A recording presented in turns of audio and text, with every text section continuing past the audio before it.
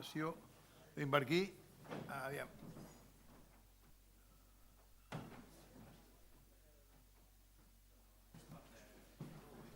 Vale. És intel·ligència artificial i defensa. Exactamente. Pues muchas gracias. ¿Castellano?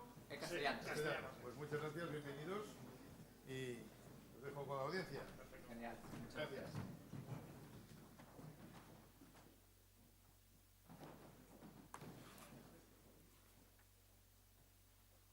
Bueno, bon dia a tothom. Aquí se ha acabado mi conocimiento de catalán, lo siento, soy de Donosti. Y si queréis en euskera os puedo hacer la presentación, pero en castellano va a ser mejor. Nosotros somos Diego Campos y Iñaki Buenaga, somos gente de Deloitte. Y bueno, gracias a Manel, que nos ha hecho de intermediario con Isaka para poder realizaros esta conferencia.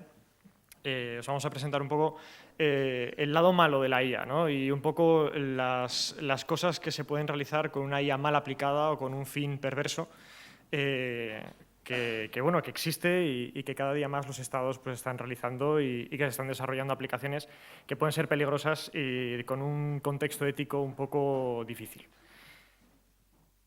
Entonces, bueno, aquí hemos preparado un pequeño índice. Sobre todo yo lo que me quería centrar un poco es en el contexto geopolítico en el que nos encontramos actualmente. A día de hoy el mundo es un mundo que ha pasado de un mundo de dos bloques en la Guerra Fría, con la caída del muro y cómo ese mundo unipolar que se prometió con la OTAN y con una Unión Europea muy fuerte ha sido un mundo que no ha sido realidad. Aquí podemos ver en este mapa, ¿no? Pues cómo ese mundo que supuestamente había desaparecido, un mundo multipolar en el cual todos íbamos a ser pues, más amigos y vamos a compartir nuevos futuros y nuevos horizontes, esa alianza de civilizaciones como ha desaparecido por completo y cómo nos encontramos en que otra vez, en el año 2025, tenemos otra vez una política de bloques en los estados. Aquí podéis ver en este mapa cómo cada estado se posiciona claramente en un bloque o en otro. Y esto es algo que hemos visto en los últimos 4 años, el año 2021 ha sido algo clarísimo. Cada país se ha ido poco a poco marcando, con una política muy marcada de posicionamiento en un bloque o en otro. Entonces, bueno, no es que ni uno sea peor ni mejor, simplemente que nosotros, por las razones históricas y políticas que tenemos, estamos en un bando y tenemos un bando claramente marcado y nosotros somos parte de la Unión Europea, somos parte de la OTAN y nosotros tenemos que jugar con las reglas del juego que juegan el resto de países que no son las nuestras. Entonces, lo que sí que quiero marcar es que bueno, aquí hay estados que sí que se han marcado unos límites legales muy claros, sobre todo en el caso de la Unión Europea, un tema de gobernanza, un tema de inteligencia artificial muy marcado en la defensa, en detección, en vigilancia, una inteligencia artificial que de verdad sirva para proteger a los ciudadanos europeos. Sin embargo, hay otros estados que pues, van a utilizar la inteligencia artificial para ser más eficientes a la hora de utilizar el conflicto armado como medio de resolución de conflictos. Entonces, actualmente, ¿cómo nos encontramos? Pues tenemos una Europa en guerra, porque Europa está en guerra. Tenemos una Rusia que los esfuerzos que realizó, sobre todo en la década de los 90 y a principios de los 2000, de incorporarse en las estructuras occidentales de la UE y de la OTAN no han dado resultado.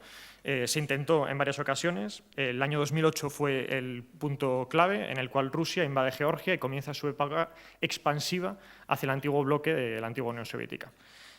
Aquí podemos ver, pues claro, cómo eso se ha desarrollado en el año 2014, una invasión de Ucrania, y comienza esa nueva hostilidad, ese nuevo bloque de hostilidad hacia lo que es la esfera occidental, que dentro de lo que cabe iba por otros lados, sino una conquista y una época de conflicto. Además, esto se le suma a las tensiones comerciales y no hay que olvidar que todo lo que sustenta al conflicto bélico y a la política es la economía. Y ahora mismo cualquier herida que exista en una tensión comercial o en un problema con aduanas, esto va a provocar posibles conflictos armados. No hay que olvidar que Japón en el año 41 entra en guerra precisamente porque se ve ahogado por las sanciones de Estados Unidos y sus sanciones al petróleo, con lo cual si se ahoga demasiado un país puede llevar a que ese país reaccione de una manera violenta para solventar su situación interna. Y después la lucha por los minerales estratégicos. Al igual que aumenta la necesidad de inteligencia artificial, aumenta la necesidad de desarrollo tecnológico, aumenta la necesidad de materiales raros que se encuentran en muy pocos estados. O sea, el 85% de las tierras raras se encuentran en China, Y China es la que posee el freno y el acelerador del desarrollo tecnológico ahora mismo en el mundo. Porque sin esas materias primas es imposible desarrollar una tecnología adecuada y con los materiales necesarios para poder desarrollar y que esa tecnología sea masiva. Entonces, actualmente, ¿cómo nos encontramos en el tema de la inteligencia artificial? Bueno, nos encontramos claramente con muchas velocidades distintas. Uno de los principales problemas que tiene la inteligencia artificial, que a mi razón, a mi punto de ser, es un problema, es que democratiza el uso de sistemas de inteligencia artificial para los conflictos armados. Al igual que la IA se ha democratizado y nosotros todos podemos acceder a plataformas de inteligencia artificial, esta inteligencia artificial también puede ser utilizada de una manera mucho más amplia por estados que antes ni siquiera tenían esas capacidades para hacer daño y poder conseguir sus objetivos mediante el conflicto bélico. Entonces, aquí podemos ver cómo Estados Unidos sí que ha planteado una inteligencia artificial de una manera más pausada, un desarrollo más enfocado en temas de defensa antiaérea, defensa antimisil, sobre todo en detección temprana y precoz de posibles alertas ante posibles ataques nucleares. Esto también se ha unido al uso de RPAS con inteligencia para detección de objetivos, que eso lo veremos más adelante, pero que es un tema muy interesante porque al final Estados Unidos es el híbrido ahora mismo. Nos encontramos con países que claramente tienen una intención ofensiva con el uso de la inteligencia artificial, otros con una clara intención defensiva y Estados Unidos que se encuentra en el medio. Ve que tiene dos versiones, que pueden ser ambas de mucha utilidad y se encuentra ahora mismo en el desarrollo de ambas. Luego tenemos el caso de China. China, para el que no lo conozca, no existe diferencia entre una empresa china, una empresa que se dedica al comercio, y una empresa militar. O sea, para China todo es un medio para conseguir el objetivo de esa gran China para el año 2050, ese centenario de la revolución, y para que ellos adquieran esas capacidades de una gran potencia mundial, que eso va a ser el principal objetivo que ahora mismo tiene China. Entonces ellos ven esto como una especie de medio, una capacidad para poder alcanzar más rápido ese objetivo del año 2050. En el caso de Rusia, ellos ven esto como una mera herramienta, solamente apuntan a temas ofensivos, no les interesa nada detección ni ningún tipo de otro sistema, a ellos les interesa la capacidad de yo, con un RPAS, con un misil, la capacidad que tengo de inteligencia artificial para poder atacar contra objetivos, sean terrestres, aéreos, marítimos, el que sea. Luego tenemos el caso curioso de Israel. Israel fue el país pionero en el uso de inteligencia artificial en los conflictos armados. No hay que olvidar que Israel, debido a su necesidad de ser más eficiente, está en la obligación de economizar una serie de recursos. Al final sus recursos son muy limitados y ellos necesitan el poder economizar y ser eficientes a la hora de emplear sus sistemas de armas. Entonces, esto, ellos desde los años 80 ya plantearon el uso de inteligencia artificial en sistemas de armas. De hecho, ahora más adelante os enseñaré una foto de una munición merodeadora que se llama Harpy, que está desarrollada en los años 80. Yo no sé, yo en los años 80 no había nacido, pero en los años 80 los que tenéis más experiencia, inteligencia artificial seguro que ni se mencionaba, ¿no? Pues los israelíes ya estaban trabajando en estas plataformas. Y luego en el caso de la Unión Europea, bueno, la Unión Europea de momento está un poco perdida en este aspecto. Sí que hay ámbitos de regulación que se han intentado hacer esfuerzos, pero en temas fácticos de desarrollo de aplicaciones para defensa en temas de inteligencia artificial, de momento no se han registrado y siempre vamos de la mano de Estados Unidos en el desarrollo de todas estas aplicaciones, esperando a que Estados Unidos nos dé esas aplicaciones. Y de repente aparece un país como Turquía. Turquía es un país con el PIB, el 70% del PIB de España, y que es capaz de realizar este tipo de sistemas de manera autónoma, siendo capaces de despegar, operar y detectar objetivos de una manera completamente autónoma, 100%. Aquí no hay ningún tipo de intervención humana. Este sistema despega automáticamente, detecta el objetivo y se lanza.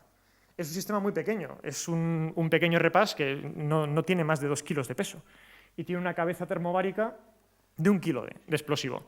El radio de explosivo es 20 metros. Creo que de esta pared a esta hay 20 metros. Imaginaos el daño de destrucción que puede causar una cabeza de 1 kilo. Esto se puede programar de una manera que 20 drones pueden operar de una manera simultánea. Imaginaos esto, el daño que puede causar ante un convoy, ante una fila de tropas, una línea de suministro. Las capacidades que aporta la inteligencia artificial en los conflictos armados es inimaginable. O sea, cualquier cosa que se os pueda imaginar, y seguramente algunos de mi generación que hayáis jugado al Call of Duty o que habéis, pues sabéis que esto ahora mismo es real. Y todo lo que se ha planteado en este tipo de videojuegos es real porque es que es así y se sigue haciendo y se hará. Entonces, aquí, por ejemplo, os quiero mostrar diferentes tipos de sistemas de armas que se han visto y que se han demostrado que la inteligencia artificial es clave en la operación de estos sistemas. Aquí, por ejemplo, podéis ver los LOWs, estos son las municiones merodeadoras. Estos son unos aparatos para cualquier señor de la guerra. Esto es una maravilla, porque tú esto lo despegas, lo tienes 9 horas volando, y en el momento en el que detecta un objetivo que le interesa, que tú has programado previamente, pero que tú no tienes que tocar ningún botón, esto se activa y va directo a por el objetivo. Ya está, se acabó. No hay ningún tipo de intervención humana, es completamente autónomo. La única intervención es el humano que le da el botón de despegar, y eso opera de manera completamente autónoma. Muy peligrosos. Estamos hablando de que esto es un dron Harop israelí, el tamaño de una moto, no es mucho más grande, 23 kilos de explosivo. Esto está pensado para el derribo de estaciones aéreas y la verdad es que es muy efectivo. Luego aquí volvemos a tener a nuestros amigos los turcos, aunque eso es un dron ucraniano, un Bayraktar TB2. Son los drones que marcaron el antes y el después en la doctrina del uso de drones en las guerras. Los Bayraktar se ha demostrado que han sido los más eficaces en relación calidad-coste, y por el pequeño coste que tiene, el impacto que tiene en un conflicto es abismal. Luego aquí tenemos los UGVs, estos son rusos, los Uran 9. Estos los probaron en Siria, pero bueno, los rusos son un poco kamikazes en el uso de sus sistemas de armas y han tenido algún problema que otro, sobre todo por el tema de las ópticas y tal. Utilizan cámaras que son de la década de los 90, y el tema de usar ópticas tan antiguas pues les causa problemas y son fáciles de interferir. Y bueno, de momento la mayoría son prototipos, no lo están utilizando en combate porque se ha demostrado que no son muy útiles. Y luego donde sí que me quería parar es en el sistema antiaéreo, que es este de aquí, los anti-air warfare. Este es el sistema, estos son los lanzadores del Iron Dome israelí, que el uso de la inteligencia artificial que hacen es un sistema muy inteligente. Porque al final, cuando ellos reciben oleadas de cohetes o de misiles, los lanzadores son limitados. Cada uno de estos lanzadores solo tienen 16 misiles interceptores, con lo cual ellos tienen que cribar muy bien qué misiles interceptar y cuáles no. Entonces, ellos tienen unos sistemas algorítmicos muy profundos que son capaces de discernir con una exactitud de más o menos 3 metros qué cohetes van a caer, dónde van a caer y la necesidad de interceptar o no.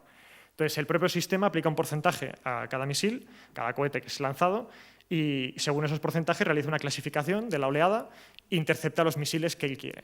Entonces, ¿para qué voy a interceptar un misil que va a caer en el descampado de aquí a 2 kilómetros y no va a causar ningún daño? Entonces, eso lo tienen, la verdad es que muy pulido, y es el espejo en el que se mira la Unión Europea para la defensa antimisil europea. Aquí ahora os voy a poner un caso de éxito, que fue la Segunda Guerra del Nagorno-Karabaj. Armenia y Azerbaiyán llevaban en conflicto desde finales de los años 80 por un tema de un pequeño territorio que estaba en disputa entre ellos. Y resulta que a Azerbaiyán se le ocurrió la brillante idea de conquistar ese territorio en menos de 3 semanas, y lo consiguió de una manera fascinante. A Azerbaiyán le sobraban cerca de 50 aviones Antonov 2 soviéticos, aviones completamente obsoletos. Estos eran unos aviones que a duras penas volaban. Y no se les ocurrió la mejor idea que montar a los pilotos en ellos, instalarles unos sistemas de control remoto y que el piloto despegue el avión, salte del avión y que siga operando el avión. Y nosotros somos capaces de operar el avión. Con esto que conseguían que saltasen los sistemas de alerta antiaérea de Armenia, y mientras se utilizaban los drones Hermes israelíes y los drones Harop que antes os he mencionado, detectaban los sistemas antiaéreos armenios y con los drones Harop directamente se lanzaban a por ellos. Con lo cual, en cuestión de 3 horas, todos los sistemas antiaéreos de Armenia quedaron completamente destruidos. Entonces, este tipo de operaciones son las que de verdad pueden suponer un antes y un después en los conflictos internacionales, porque al final una resolución de un conflicto que lleva enquistado 30 años, que se realice en 3 semanas, al final esto es ese salto tecnológico que siempre se ha hablado. Pues si yo lucho con un arcabuz y tú con una espada, pues si te pillo a 15 metros, pues tengo esa ventaja. Pues esto es igual.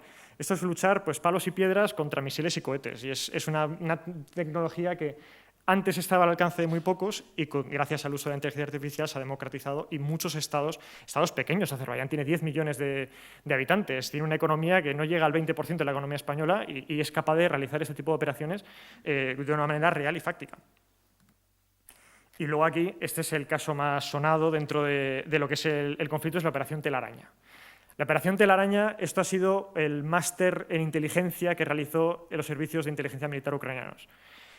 Esta operación se llevó a cabo tuvo una preparación de 9 meses, y lo que se hizo fue instalar en 6 trailers de camión de estos largos, se instalaron, como veis aquí en esta foto del medio, se instalaron drones a diferentes alturas. Entonces contrataron a camioneros rusos que acercaron esos camiones cerca de las bases aéreas estratégicas rusas. Las bases aéreas estratégicas rusas es aquellas en las cuales existe el potencial nuclear ruso, es decir, son aviones que tienen capacidad nuclear y capacidad de atacar con armas nucleares a otro estado. Pues los ucranianos no tuvieron mejor idea que lanzar oleadas de estos drones cargados con explosivos para atacar a la flota estratégica rusa. Esta flota estratégica rusa se calculaba que tenía en torno a unos 200 aviones estratégicos aproximadamente. Bueno, pues destruyeron 41, un impacto económico de más de 7.000 millones de dólares para Rusia. Sobre todo, la pérdida de capacidades, como son estos aviones de aquí en la foto superior. En esa foto, ahí lo que tenemos son los aviones AWACS, que son de alerta temprana rusa, los A-50. Cada chapela que tienen estos aviones, que son radares que emiten, son capaces de detectar presencias aéreas lejanas, solo esa chapela cuesta 500 millones de dólares. Solo esa instalación de ese sombrero en el avión son aviones carísimos. En Rusia solo tiene 12, Estados Unidos sí que tiene más capacidades, la OTAN sí que tiene esas capacidades, pero Rusia tiene una aviación de alerta temprana muy pequeña y de esos 12, 8 fueron destruidos en esta operación. El coste para Ucrania no fue superior a 300.000 dólares. Para que os hagáis una idea del impacto que se puede causar con una poca inversión en este tipo de herramientas, el impacto que se puede causar al enemigo es enorme. Y, de hecho, Rusia ha tenido que replantear toda su doctrina estratégica nuclear porque no tiene la capacidad de respuesta que tenía hace un año. Entonces, este tipo de operaciones pues, pueden suponer ese antes y un después en los conflictos internacionales. Y después, aquí es donde ya entramos en un terreno complicado como es el sistema del control humano de este tipo de sistemas. Al fin y al cabo, estos sistemas, sobre todo cuando operan de una manera autónoma, presentan unos problemas éticos al operador, sobre todo de ese sistema. Al fin y al cabo, nos encontramos sistemas que sí que tienen una participación completa del ser humano, como podría ser, por ejemplo, los drones Reaper de Estados Unidos, que también los ha adquirido España. Ese tipo de drones que el cual hay un operador o un piloto que pilota ese dron. Ese dron está en una base aérea, despega el dron, ese dron vuela durante X horas y podría realizar ataques a superficie, pero siempre operado por el piloto. El piloto al final no deja de ser un piloto de caza, entre comillas, que está en una base aérea y opera ese dron. Dentro de este tipo de sistemas hay un consenso internacional en el que estos sistemas son éticos, porque al final estiman que hay una intervención completa del ser humano en ese ciclo de operación del sistema, con lo cual no existe esa pequeña diferencia a la hora de otorgar la responsabilidad. Es decir, el ser humano siempre es el responsable de esa máquina y siempre hay un ser humano detrás de la operación de esa. Aunque tenga sistemas de ayuda a la hora de detectar objetivos, a la hora de interceptar señales, esas son ayudas. Es como la asistencia a la conducción en que no me muevo entre los carriles. Pues al final yo soy el que controla el coche, pues aquí es igual. Luego tenemos el nivel 2, una supervisión humana. Esto es llamado el Human on the Loop. Este sistema es básicamente el sistema Iron Dome israelí. Esto al final lo que me aporta es el sistema me detecta y yo opero el sistema y doy la orden de ataque a esos sistemas. Doy orden de interceptación o del uso de ese sistema. Entonces, ahí siempre hay una cadena de mando que especifica claramente cómo se usa ese sistema. Siempre que hay una cadena de mando, se pueden otorgar responsabilidades. Si hay un crimen de guerra, se pueden otorgar responsabilidades. Sobre todo aquí radica la cuestión del uso de la IA en los conflictos bélicos. Después tenemos el control delegado. Esto cada vez nos vamos alejando un pasito más hacia un crimen de guerra. y sobre todo lo que nos aleja es de la realidad de un conflicto bélico, que al final aquí estamos hablando de vidas humanas. Y al final aquí lo que esto son los drones que os he explicado, las municiones merodeadoras, que al final esto se queda volando durante X horas, en el caso de los Harop hasta 9, y esto en cualquier momento puede dar la orden de ataque y decir hasta aquí y este es el objetivo, lo ataco y ya está. ¿Cuál es el problema? Que ahí no hay un humano interviniendo, pero sí que hay un humano con una capacidad de veto. Este es el límite que se ha puesto en general los estados a la hora de utilización de este tipo de sistemas. Es decir, que como último recurso siempre haya un humano con la capacidad de apretar el botón rojo y decir aborto, que es como se ha producido en este caso con estas municiones. En el momento en el que se detecta un error o se cree que las pérdidas humanas podrían no ser militares, sino que podrían ser civiles, esta operación se podría abortar. Entonces, siempre y cuando exista esa opción de botón rojo, se mantiene ese consenso en el resto de los estados. Después ya aquí entramos en un terreno muy, muy peligroso, como son los drones que os he explicado antes. Aquí entramos en el nivel 4 y nivel 5. Aquí el humano no tiene interferencia en el sistema. Aquí es un sistema que opera completamente autónomo, tiene unos sistemas de radar, unos sistemas de detección, que lo que hacen es disparar el sistema. Entonces, una vez el sistema es disparado, muchos de ellos no pueden ni ser recuperados. Es decir, una vez que ya han sido disparados, el sistema ya va a explotar y ya va a realizar su acción. Entonces, aquí es donde de verdad la ética entra en cuestionamiento con el uso de este tipo de sistemas de armas. Y luego, no todo va a ser cachivaches y cohetes y drones, sino que también donde se ha visto mucho uso de la inteligencia artificial en los nuevos conflictos es en la manipulación narrativa. La manipulación narrativa, operaciones cognitivas. En esto hay que felicitar al Ministerio de Defensa español porque han sido pioneros en la OTAN en implementar la figura del J9. En un Estado Mayor, todos los oficiales que pertenecen al Estado Mayor, cada uno tiene asignada una serie de campos, pues en España han sido pioneros en crear la posición de narrativas y guerra cognitiva. Entonces, se están haciendo muchos esfuerzos para combatir este tipo de sistemas que en Rusia se han visto que han sido peligrosísimas, sobre todo a la hora de manipular a los soldados durante el conflicto. Antes, en la Primera Guerra Mundial o en la Segunda Guerra Mundial, se mandaba propaganda desde aviones, pero es que ahora cualquier soldado tiene su teléfono móvil. Y tiene un teléfono móvil con el que habla con su familia, tiene un teléfono móvil en el que tiene unos mensajes, tiene acceso a redes sociales. Entonces, ese tipo de soldados son los más influenciables, porque todo al final se les pueden difundir mensajes de en el frente de Proprovsk ha habido una caída del frente, y inventan un deepfake de que ha habido no sé cuántos muertos. Entonces, a ese soldado le llega esa imagen y dirá, claro, es que me desmoralizo porque yo estoy perdiendo, cuando no es verdad, y esto al final es un deepfake. Y lo mismo con el análisis de sentimientos, la sistematización algorítmica. Al final esto lo que se está haciendo es el uso de la inteligencia artificial para un fin perverso, para un fin que no es el adecuado, pero que a día de hoy, hombre, se hace en política, pues no lo van a utilizar en un conflicto armado para, pues al final estos sistemas, lo bueno que tienen es que además son sistemas muy económicos y con una poca inversión se puede realizar un daño al enemigo tremendo. Entonces, bueno, esto ha sido todo. Dejo paso a mi compañero Diego.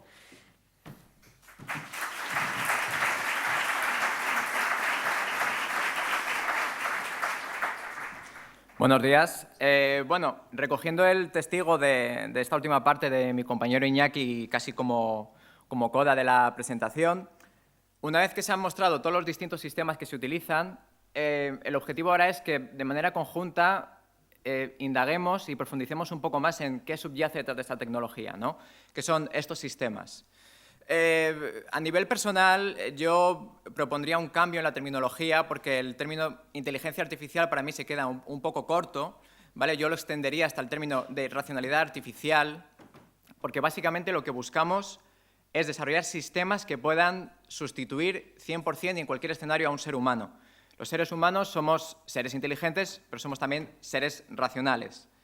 Entonces, hay un pequeño matiz que es lo que diferencia la inteligencia de la racionalidad, que para hacerlo de una manera muy visual, yo diría, la inteligencia es cuán capaz eres de resolver algo y la racionalidad se mide en cómo eres capaz de resolver ese tipo de problema. Entonces, si comparamos los distintos actores, una computadora con un cerebro, vemos que los dos tienen una estructura más o menos similar, pero se organiza de manera diferente, o lo que entra es de manera diferente, el proceso como tal. En una computadora los datos son símbolos y en un cerebro es percepción sensorial. Luego, si somos muy estrictos, se puede decir que esa percepción sensorial también se traduce en una determinada simbología, pero bueno, vamos a limitarlo a un plano más sensitivo.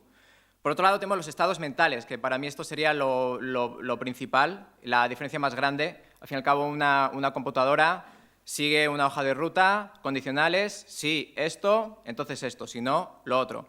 En cambio, el ser humano él tiene un discurso del pensamiento, ¿no? Tú no piensas simplemente con condicionales, sino que tú realmente vas elaborando todo ese proceso de razonamiento.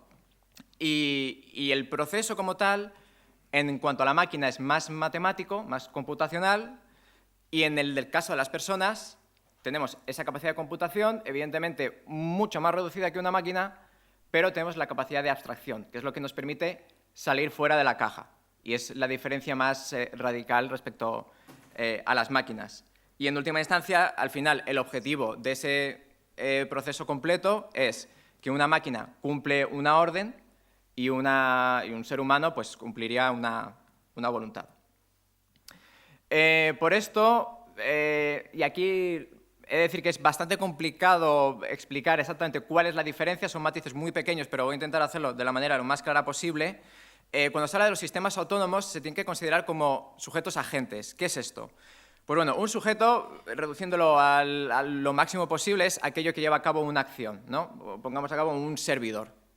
Luego, un agente sería el rol que puede desempeñar un elemento en un contexto determinado. Por ejemplo, una rumba lleva a cabo una acción y su rol es el agente de limpieza de la casa. Y el sujeto agente es un elemento que lleva a cabo acciones, toma decisiones, pero aparte puede llegar a desempeñar un papel distinto al de la propia función que tiene que cumplir. El ejemplo más claro es el de un coche autónomo 100%, ¿vale? El objetivo del coche realmente es ir del punto A al punto B, pero durante ese trayecto surgen acciones nuevas. De repente se convierte en un sistema que tiene que elegir no solamente un origen y un destino o una trayectoria, sino qué vida salvar. Es el caso más dramático, pero bueno, es el que más poder visual tiene. Entonces, ya no solamente toma decisiones en cuanto a su propia naturaleza como vehículo, sino que llega a ser un elemento vinculado a decisiones morales. También es muy importante destacar que cuando se habla de la inteligencia artificial parece que estamos hablando de sistemas que son totalmente, que no tienen límite, que son capaces de hacer cualquier cosa, pero no, tienen limitaciones y limitaciones muy parecidas a las de los seres humanos. Si nos ceñimos al ámbito de la racionalidad, pues habría tres. Uno, que es la racionalidad ecológica. Básicamente lo que esto quiere decir es que nuestra racionalidad se basa o consume aquello que nos rodea. Luego, la racionalidad adaptativa, todo está enfocado a adaptarte dentro de ese mismo contexto. Y por otro lado, tienes los sesgos. Que los sesgos, en el caso de los sistemas, al igual que pasa con las personas, tenemos sesgos propios, adquiridos por nosotros, y luego sesgos que están implantados. Entonces, lejos de pensar que una máquina todopoderosa no es ajena a todo este tipo de problemáticas más ligadas a un tipo de razonamiento humano, están totalmente implícitas en este tipo de sistemas. Una cosa muy importante, que es justo lo último que mencionaba Iñaki, en los distintos sistemas que queremos desarrollar se parte desde el más básico, que sería, bueno, este sistema es controlado 100% por un ser humano. Luego el siguiente punto, cuando esa inteligencia artificial empieza a apoyar al ser humano. Luego, en un penúltimo punto, es el ser humano el que simplemente supervisa y, como decía Iñaki, ha habido una detección, yo ya decido si sí o si no ejecutar una orden.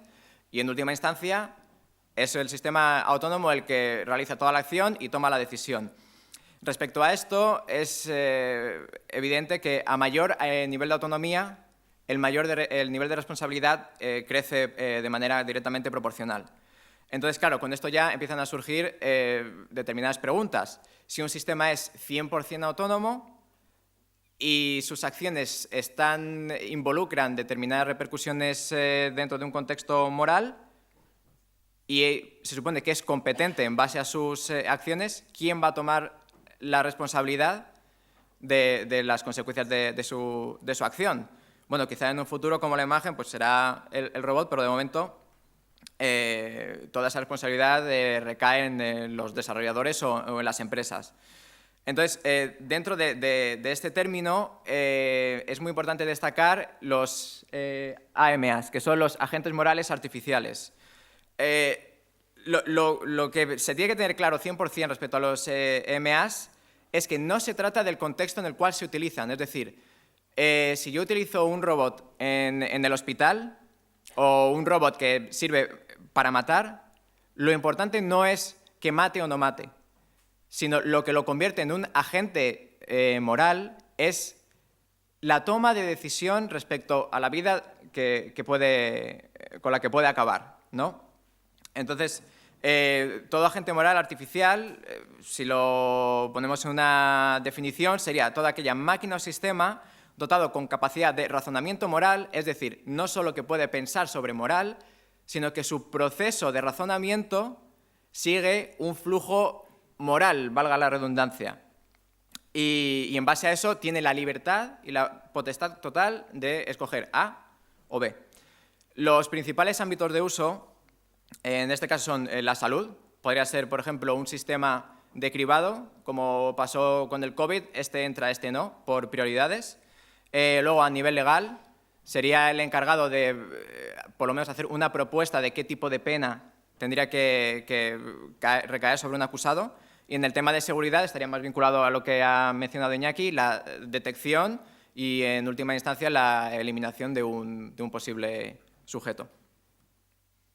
Ahora, como punto final, y bueno, eso es a lo que se debe este título tan peliculero de nuestra ponencia, hemos traído a colación dos ejemplos que son sistemas que pueden verse muy exagerados, pero en cierta medida ya se están aplicando hoy en día, quizá en un nivel más reducido, pero bueno, como dice el título, mucha ciencia, poca ficción. Quizá es solamente cuestión de tiempo que realmente este sea el escenario que se acabe produciendo. Y son dos. Por un lado tenemos Insight. Insight es un sistema en la serie de Westworld que básicamente lo que hace es una supercomputadora dotada de inteligencia artificial y que recaba datos de todas las personas que hay en el mundo. Y en base a eso se aplica en una manera preventiva. Es decir, un sistema de seguridad que lo que pretende es evitar que alguien pueda llevar a cabo un delito, o seguir unas pautas de comportamiento que, si llegan a una categoría de peligrosidad, pues que se lleguen a tomar medidas sobre ello. Esto, aunque parezca ficción, ya se lleva a cabo. De hecho, si no me equivoco, en el 1940 creo que Francia ya empezó a implantar un sistema policial preventivo. Y claro, esto surge un problema, porque si tú realmente se te acusa de la capacidad o la probabilidad de que puedas cometer un delito, aunque el porcentaje sea de un 99,9%, siempre está ese 1 que te puede liberar de llevar a cabo esa decisión. Entonces, ¿qué medidas pueden o no llevarse a cabo para prevenir que cometas un delito? Y por el otro lado, el caso que yo creo que más conocemos todos es el de Terminator y Skynet, un sistema de defensa que lo que pretende es minimizar y eliminar totalmente el factor humano para evitar errores y conseguir una neutralidad. ¿Qué es lo que pasa? Que es un sistema tan avanzado que realmente se da cuenta que el mayor peligro, yo pienso, no para el propio Skynet, que dice que adquiere conciencia de sí mismo y que entonces quiere defenderse de un humano, sino que yo veo que el mayor riesgo para un ser humano es otro ser humano. O sea, para mí esa es la idea más clara. Entonces, ¿qué es lo que acaba haciendo? Considerar al ser humano como el target principal al que hay que eliminar. Entonces, ¿qué es lo que pasa? Que con un poder armamentístico y autonomía operativa delegadas por 100% a un sistema como estos, pues al final se pierde también la responsabilidad y la autoridad de poder defender a lo que es precisamente al sistema que tendría que defender. Entonces, si la defensa se delega al 100% en un sistema de defensa que puede llegar a decidir qué es lo que se tiene que defender, pues ahí nos encontramos en un escenario bastante peligroso. Entonces, con esta idea que tenemos de, bueno, primero hay que diferenciar una máquina de un ser humano, sabemos hacia dónde queremos ir, cómo tienen que ser las máquinas para que se parezca lo máximo posible a un ser humano, pero claro, no todo es tan sencillo, no simplemente se trata de una réplica. Como hemos dicho luego, hay una serie de responsabilidades y una serie de responsables que tienen que dirigir estos procesos. Entonces, lo lanzo. Yo, para bien o para mal, no tengo respuesta a estas preguntas. Es algo que, bueno, dentro de todas las charlas al menos, quiero que de mi parte esto se quede con vosotros y cuando, pues bueno, estéis en el atasco o no funcione ChatGPT, entonces podáis, en vez de insultarle, pensar un poco qué puede haber detrás. Entonces, básicamente, son 4 preguntas principales. El primero es cómo se van a desarrollar los algoritmos que distingan entre conflictos de valores cuantitativos y cualitativos, es decir, que se pase de una estimación numérica de cuán peligroso puede ser alguien a si realmente es relevante quitar la vida a esta persona. Por otro lado, ¿cuál será el marco cultural? Aquí, bueno, hay ejemplos. En Reino Unido, por ejemplo, durante el COVID, como se dificultó la posibilidad de llevar a cabo exámenes de ingreso a universidad, se utilizó un sistema que lo que hacía era tomar las medias de los centros educativos de los diferentes barrios y entonces la parte que correspondería a la selectividad se adjudicaba de manera automática. ¿Qué es lo que pasa? Que se la ponía a todos los estudiantes por igual.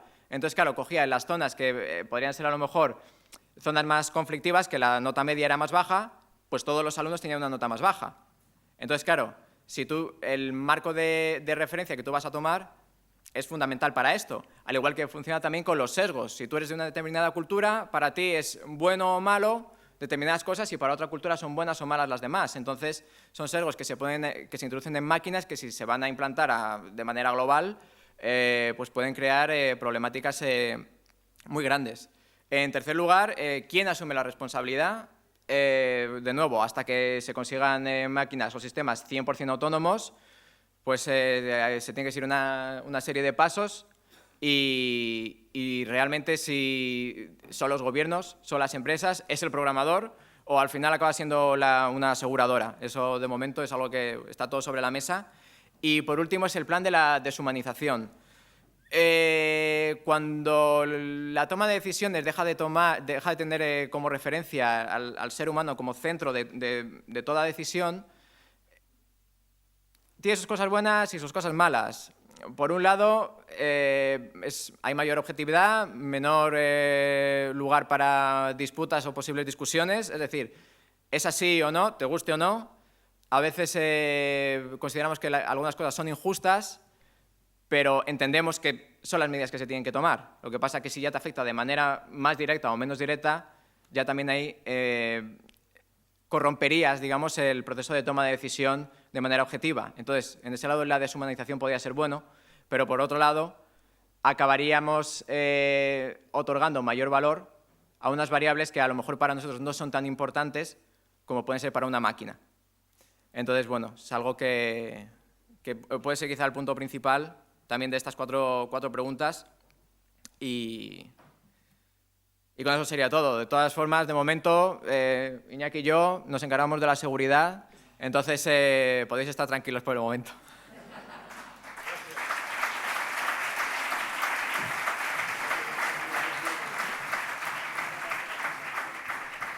Muchas gracias a los dos, porque realmente... Bien, anem a seguir. Tenim ara la taula rodona.